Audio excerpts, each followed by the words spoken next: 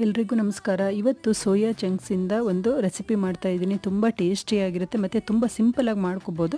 First ಇದನ್ನು ಬಿಸಿ ನೀರೆಲ್ಲ ಹಾಕಿ ಒಂದು 2 ನಿಮಿಷ ಕುದಿಯೋ ನೀರೆಲ್ಲ ಹಾಕಿ ಕುದಿಸಿ ಅದನ್ನು ತೆಗೆದಿಟ್ಕೊಂಡಿದ್ದೀನಿ. ಅಷ್ಟರಲ್ಲಿ ಕುಟಾಣಿಗೆ ಶುಂಠಿ, ಬೆಳ್ಳುಳ್ಳಿ ಮತ್ತು 2 ಹಸಿಮೆಣಸಿಕಾಯಿನ ಕುಟ್ಟಿ ಇಟ್ಕೊಂಡಿದ್ದೀನಿ. ಮಿಕ್ಸಿಯಲ್ಲಿ ಒಂದು 3 ಟೊಮೆಟೊ, ಅದಕ್ಕೇ ಸ್ವಲ್ಪ ಟೊಮೆಟೊ ಪ್ಯೂರಿ ಆಗಿದ ತಕ್ಷಣ ಸ್ವಲ್ಪ ಒಣಕೊಬ್ಬರಿ ಸೇರಿಸ್ಕೊತಾ ಇದ್ದೀನಿ. ನಿಮಗೆ ಒಣಕೊಬ್ಬರಿ ಇಲ್ಲ ಅಂದರೆ ನೀವು ಹಸಿ ತೆಂಗಿನಕಾಯಿ ತುರಿನೇ ಸೇರಿಸ್ಕೋಬೋದು. ಸ್ವಲ್ಪ ಧನಿಯಾ ಪುಡಿ, ಕರಿಬೇವು ಮತ್ತು ಕೊತ್ತಂಬರಿ ಸೊಪ್ಪು ಇಷ್ಟನ್ನು ಸೇರಿಸ್ಕೊಂಡು ಅದನ್ನು ಪೇಸ್ಟ್ ಮಾಡಿ ಇಟ್ಕೊಂಡಿದ್ದೀನಿ. ಮತ್ತು ಒಂದು ಬಾಣಲೆಯಲ್ಲಿ ಒಗ್ಗರಣೆಗೆ ನಾವು ಏನು ಮಸಾಲೆ ಐಟಮ್ಸ್ ಎಲ್ಲ ಹಾಕ್ಕೊಂಡು ಕರಿಬೇವು, ಚಕ್ಕೆ, ಲವಂಗ, ಏಲಕ್ಕಿ ಇದನ್ನೆಲ್ಲ ಸೇರಿಸಿ ಈರುಳ್ಳಿ ಎಲ್ಲ ಅದನ್ನು ಸ್ವಲ್ಪ ಫ್ರೈ ಮಾಡ್ಕೊತಾ ಇದ್ದೀನಿ. ಅಷ್ಟರಲ್ಲಿ ನೋಡಿ ಇದು ತಣ್ಣಗಾಗಿದೆ.